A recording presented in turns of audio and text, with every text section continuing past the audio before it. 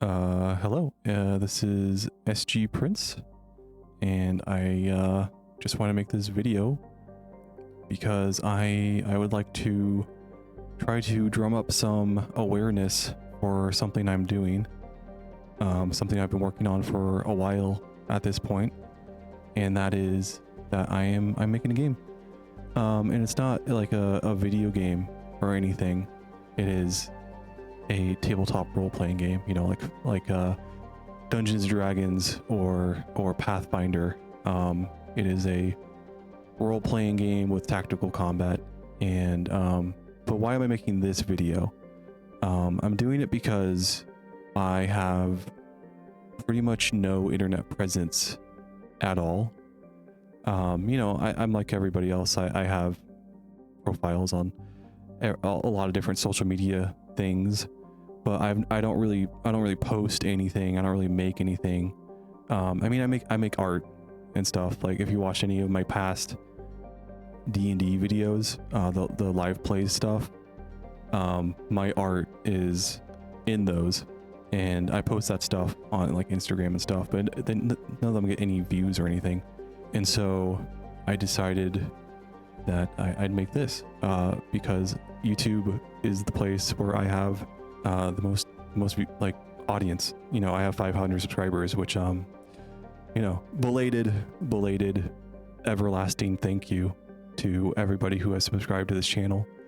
I know it's been unfocused and I don't upload regularly, but I often don't have anything to upload. I don't make the music suites all that often anymore.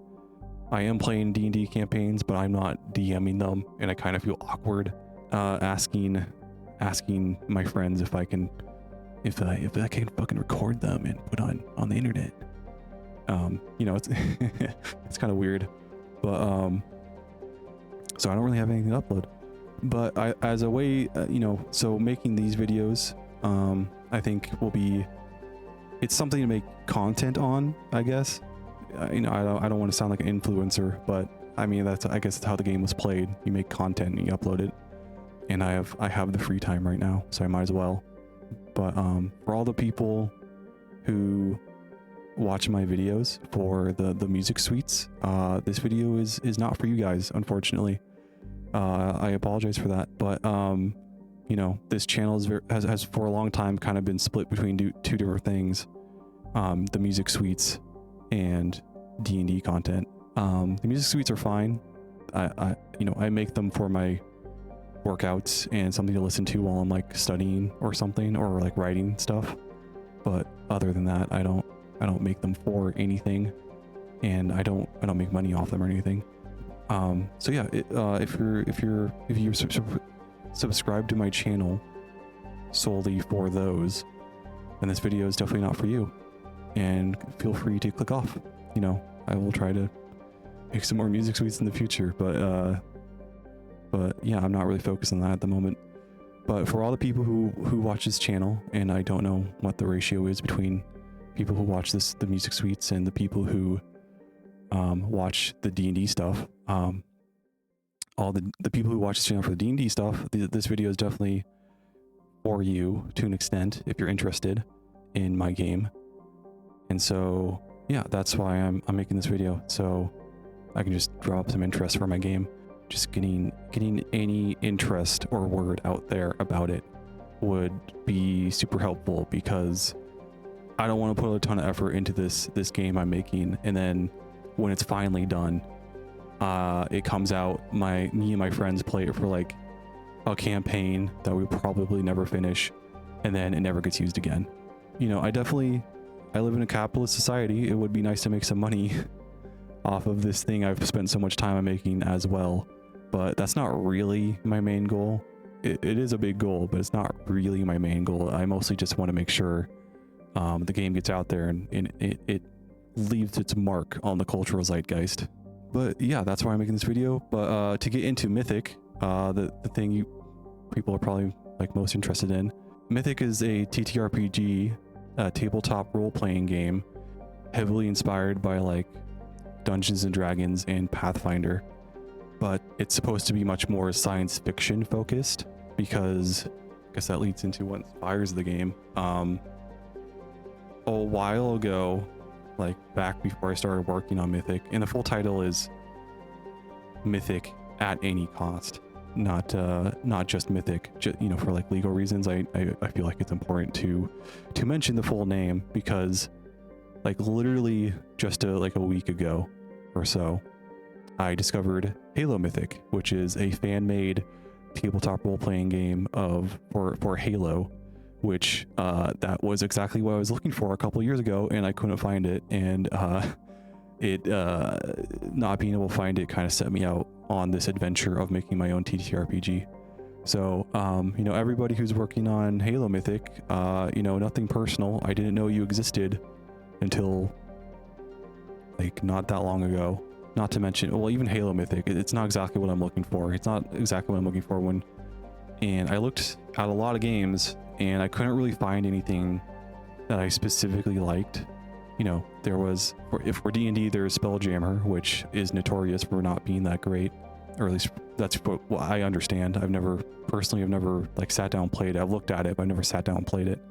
Then there's Starfinder, which has stuff in it that I'm not the biggest fan of, and I'm not really the biggest fan of like the level up system in Pathfinder in general. It's it's a lot for me personally. So yeah, I looked around for a sci-fi tabletop role-playing game for a long time, couldn't find it, and then I was like sitting there one day and I was feeling like really confident about my abilities, like way too confident about my abilities, and I was like, why don't I just make one? You know, why don't I just well, yeah.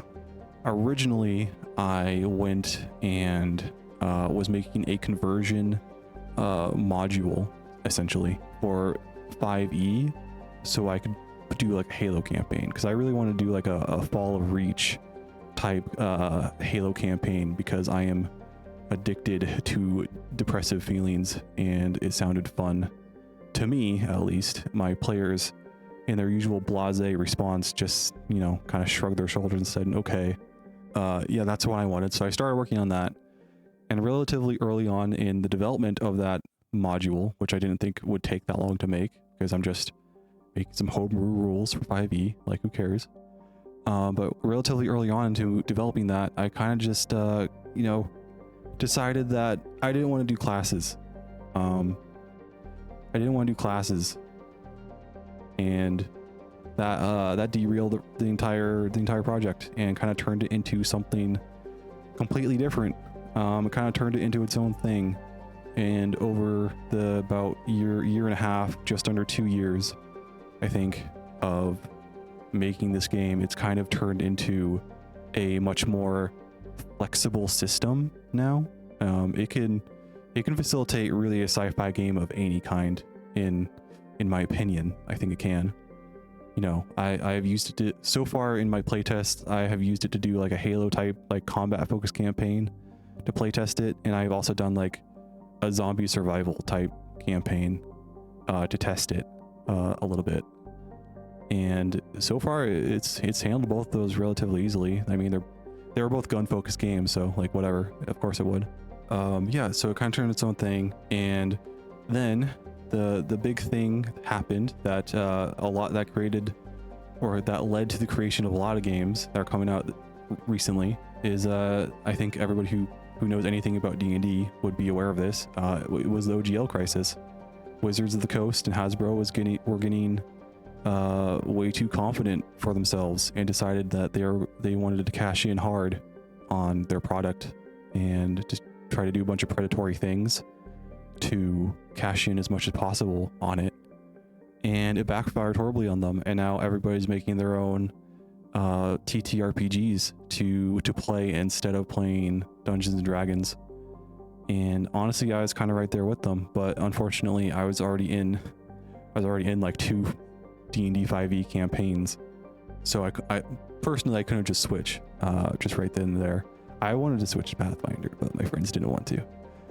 So the OGL crisis happened, and honestly, like, I was kind of grateful to, in a weird way, that happened, because that pushed me more into making Mythic its own thing and making it as copyright safe from Hasbro and Wizards of the Coast as much as possible, because You know, I don't want Pinkerton sent after me. So I wouldn't be associated with Wizards of the Coast or Hasbro at all.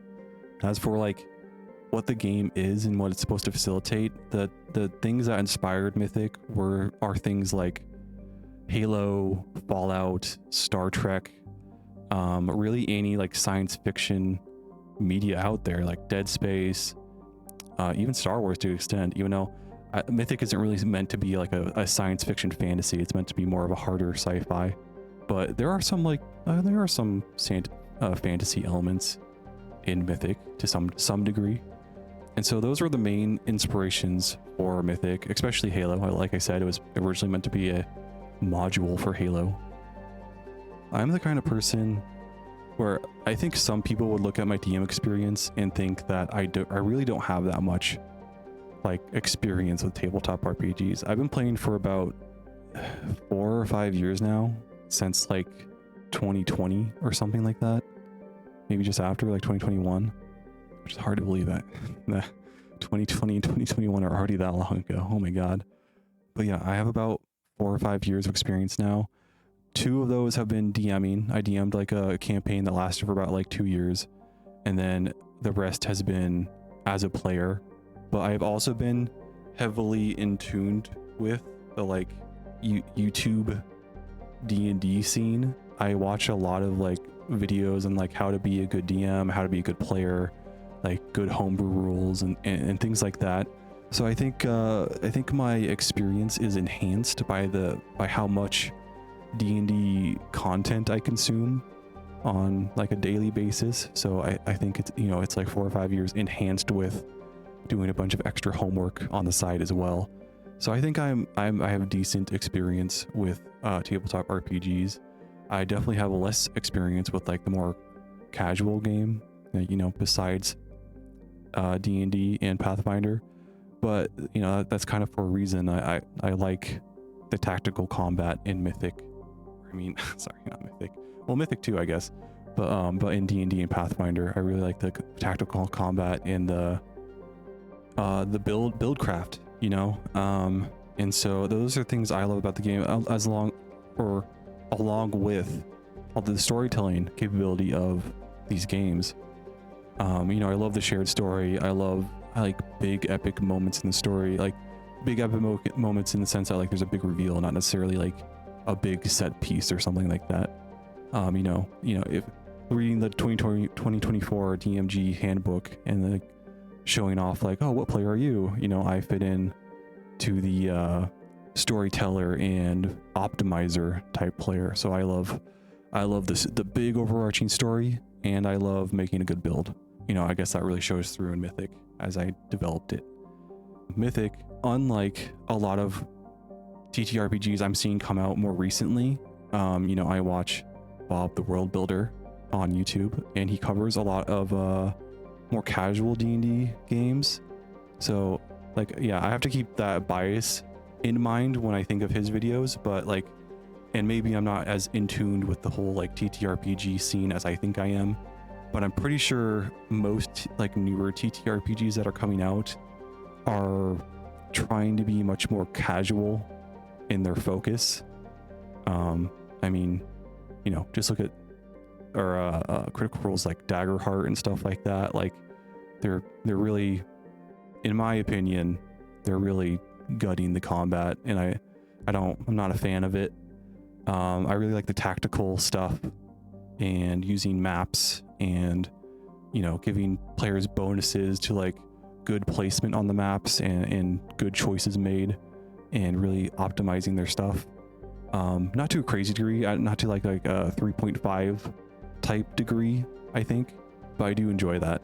And so unlike all these newer games that are coming out in response to the OGO crisis, I'm trying to maintain the tactical combat focus for these games, as well as, you know, do what I can to incorporate more roleplay focused rules as well. Because like what a lot of people say online, like, you know, why do you need rules to roleplay? Like you just roleplay through the scene. Like who cares? Just get good at improv, idiot. But like what a lot of people say, you know, it's like having some rules to at least structure the the role play segments would be really nice and really helpful, and I think they're right about that. So I'm trying to do what I can to include role play rules as well, while also maintaining the tactical combat focus. But then I will move on to the next point. What are the main differences between Mythic and D&D and Pathfinder? Well, like I said, Mythic is like heavily focused on science fiction. From pretty much like the ground up, it is focused on science fiction. So there's no like traditional spells in the game or anything like that. Instead, that most spells have been, if they do appear in Mythic, they have been converted into like an item or a armor modification or an ability a scion can do. And scions are like telepaths and stuff like that. So they can, you know, D&D it's like charm person, but in Mythic it's like you enthrall them, you know, you're enthralled. Can you tell I don't have a script? but yeah, so it's focused on science fiction. It doesn't really have any traditional magic in it, and I think the types of stories it can tell and facilitate are heavily influenced by that. And that's what I wanted. You know, I want a game that allows me to do like a Firefly type campaign or a Fallout type campaign. You know, not literally Fallout. You know, copyright safe alternative. But, you know, do a campaign like Fallout or Dead Space or Firefly or Star Trek, you know, stuff like that. Another big difference between Mythic and D&D Pathfinder are its basic rules are kind of like a weird mix of D&D and Pathfinder, because I really like Pathfinder's 3 action system. I think it is far superior to D&D's awful action system. I'm sure a lot of people might disagree with me on that one, but I'm not a fan of it.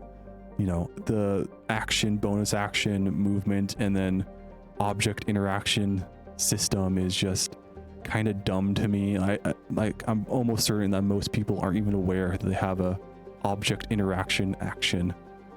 Like, you know, most people I've played with just use their action to interact with objects. And there's a lack of variety in what you can do with your bonus actions, like especially at lower levels. There's like fucking nothing you can do with your bonus actions, I swear to God. But yeah, it is, you know, that's like the big difference.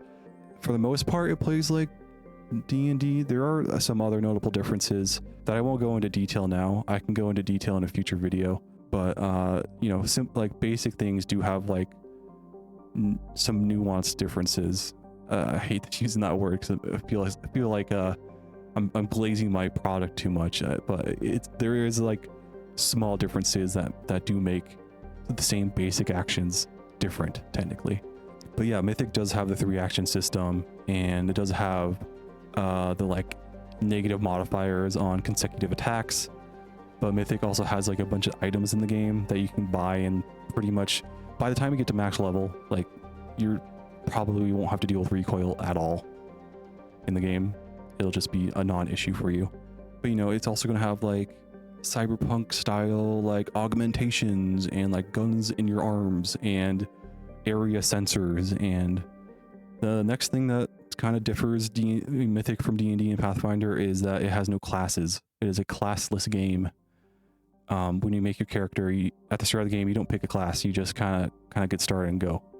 And I wanted this because I'm kind of bored of classes in TTRPGs. Like, I can play D&D and Pathfinder all fucking day. Don't get me wrong. And it's really cool that Pathfinder it has like 22 classes now or something crazy like that. Like, it has a ton of classes. That has a ton of options, and that's great.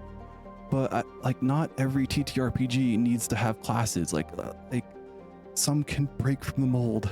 But yeah, Mythic has no classes, so instead I tried really hard to put the power of leveling up in the hands of players in Mythic rather than having it be decided for them like D&D or Pathfinder. Because in D&D and Pathfinder, almost all the power player characters have is sourced from the class they chose at the start of the game. And there are some choices to make later, like a subclass or multi-classing. But for the most part, if you stick to a single class, you're getting more powerful, but it's all predetermined.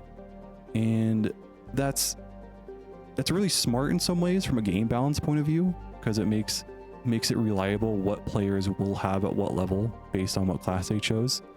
But it's also kind of boring, and I want to give more power to players to kind of make their own unique build. So that's what I do with Mythic. So for like when you start the game on odd number level ups, you get skill points, which you allot to skills, and instead of a proficiency modifier, you get a skill training modifier, which is derived from how many skill points you have. That's been working fine so far, no big issues, but it does make it so like players will be really good at the skills they choose to focus on, and absolutely awful at the ones they don't choose to focus on. But I did, that was a conscious choice though, because I like players filling roles. I like players being really good at some things and being really terrible at other things. So players will be forced to rely on the other characters in their party to fill those gaps in skills. But then on even number level ups, you get like very much like inspired by like Fallout 3 or New Vegas, you get perks. You get 2 perks, or you can choose to take a perk path. And I will go into what perks and perk paths are more in a later video, but not this one, because I'm trying to be very general in this one. But yeah, so every even you get a perk, and perks are meant to kind of like change the way you play. They're not supposed to be like you know, the lame Fallout 4 version where it's like, or like any action RPG where it's like, oh, you get plus 6% damage to your dagger attacks.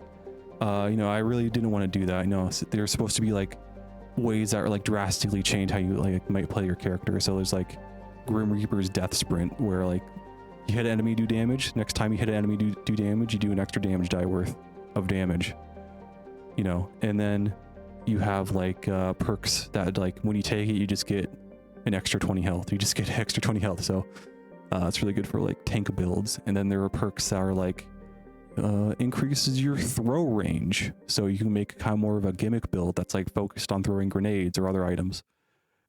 It's supposed to change the way you play, not just make you better at something. But moving on from that, like I said, Mythic has no magic in it. It has some stuff in the game that like you can easily see it as being like sci-fi tech magic. It's kind of hard to avoid for a game that is just like a bunch of rules and mechanics working together to make a fun game. Because like, how do you make a medic in a game like this who doesn't have healing spells, you know? So I have to make, you know, I put like medical mist grenades into the game where you like throw a grenade and it makes a smoke cloud of healing stuff, weird cocktail that you breathe in heals you. It's kind of, you know, having some like fantasy type things in the game are hard to avoid, but for the most part I tried really hard not to have anything that's like flat out magic in the game.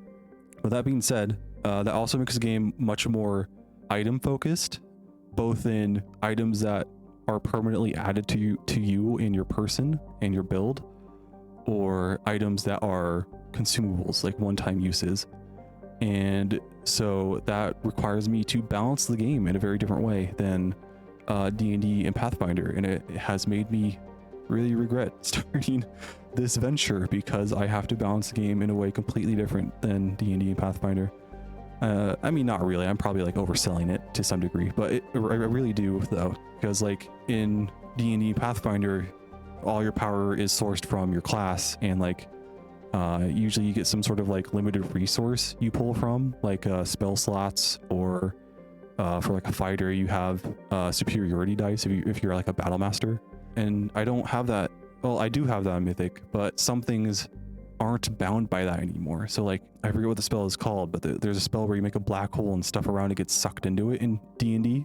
And there's like a grenade that does something similar to that in Mythic.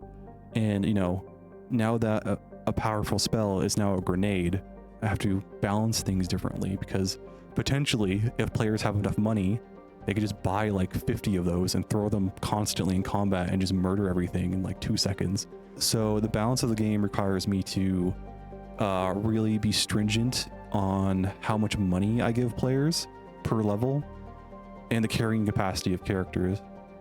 And you know, I know carrying capacity sucks, keeping track of it sucks, but unfortunately it's actually really important in Mythic because since so many powerful items are now consumable items, I have to, I have to do something. I have to put something in the game that restricts how many items you can carry on your person at one time. And unfortunately that is carry capacity. So yeah, you unfortunately, as a person, human being, or alien creature, you cannot have infinite strength and carry absolutely everything into combat with you. You will have to make choices, and you can't just spend all your money to get like 50 adrenaline shots and just go fucking buck wild in combat. Some people might not like that, but yeah, that's how it's working right now. Another big difference between D&D and Pathfinder, I guess I can bring this up, is that the species in Mythic, I'm trying really hard to make them unique and stuff that people haven't necessarily seen before. Like the amount of fucking science fiction focused TTRPGs I read while making Mythic, or like during my attempt to find a science fiction game to play instead, before I started making Mythic, that had really like lame basic alternate species, like player species, was really disappointing. Like the amount of like, oh yeah, you can play as a cat person in this game was kind of disconcerting. like certainly people have more creativity than this, and so I tried really hard in Mythic to have much more unique and differentiated species in the game. So like for instance, you have like the Eclarian, which are jellyfish people that can use their bioelectricity to shock people and be living defibrillators to bring people back from recent death, or like the Ganete, which are spacers that are super tall and have 4 arms but have like no muscle at all because their species spends so much time in the vacuum of space. So I tried really hard to make species far more unique than your usual fantasy fare.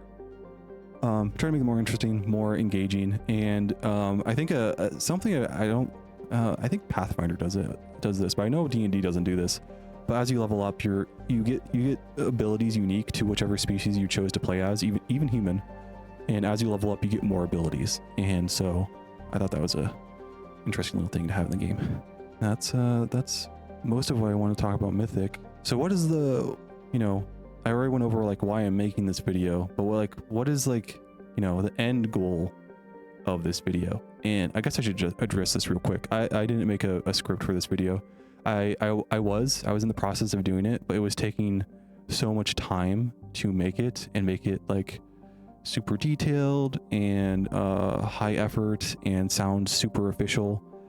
It was just taking so much time that it was just kind of silly. So I decided just to make some bulletin points and then just talk about Mythic and Mythic's current situation just from my heart and mind, so I could just get a video out there. I didn't want to spend hours when I could just make a 20-minute video in 20 minutes just going over bulletin points. So there was no script. So if this was hard to listen to and I repeated myself too many times, like, I get it, but hopefully you understand why I did it this way. But yeah, the end goal of this video, I hate to sound like a generic YouTuber, like I don't want to call anyone out, but you ever watch like a video where someone's like, oh, if this video gets 1 million views, I'm gonna make an epic Smash Bros video. And it's like, dude, you're a YouTuber with 1 million subscribers. You're gonna make this is your like primary income. You're gonna make a fucking YouTube video, like whether or not you get a quota of views or not. Like, just shut up and make the video. But for me, I am not a professional YouTuber. I don't do this for a living. Most attempts I have done to try to do something on the internet that could potentially result in money have not done well and have failed. So I'm not on YouTube to make money. So it might sound weird when I make this point, but with this video I am trying to like gauge interest for Mythic. And I know some people might have found listening to this video extremely difficult because I didn't have a script and I kind of just have been talking. I'm not expecting like out of nowhere I get 10,000 views for this epic video. You know, that's not what I'm expecting. I'm expecting, like, if I can just get like 100 views just to see like, oh, 100 people might be interested in this game. I think that would be enough for me. That would be enough to keep me interested in making more videos about Mythic.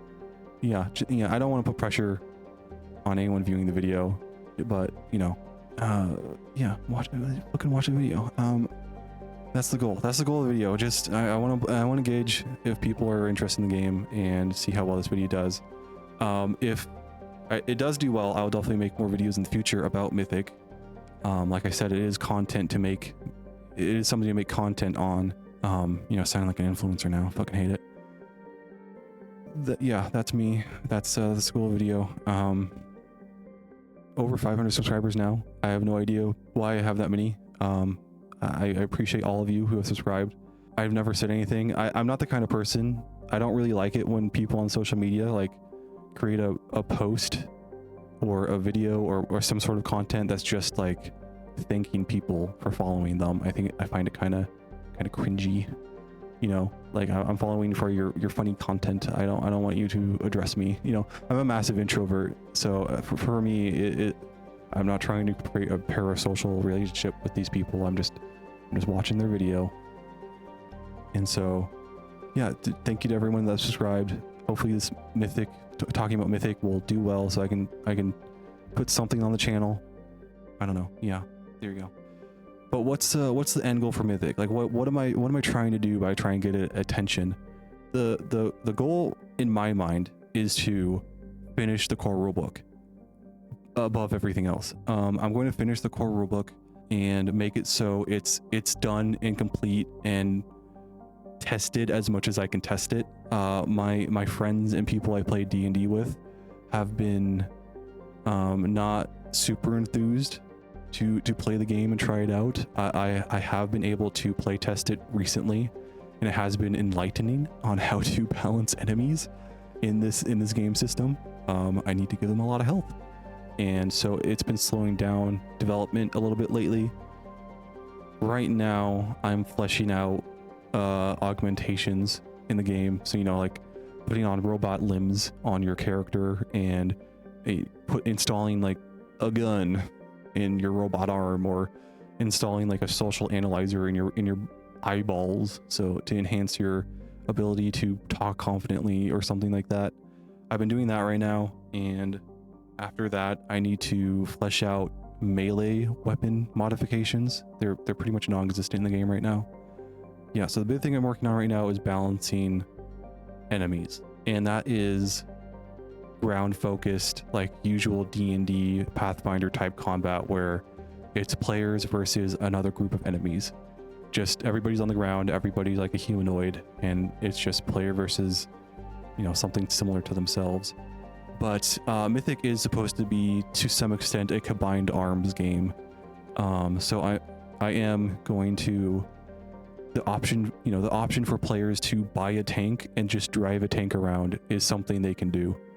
You know, balancing combat will need to account for that somehow, and I haven't gotten to the point where I have gotten to balancing that yet. I've just been focused on like ground combat of just the players and the things they have on themselves at the moment, testing that, balancing that, and it's been going well.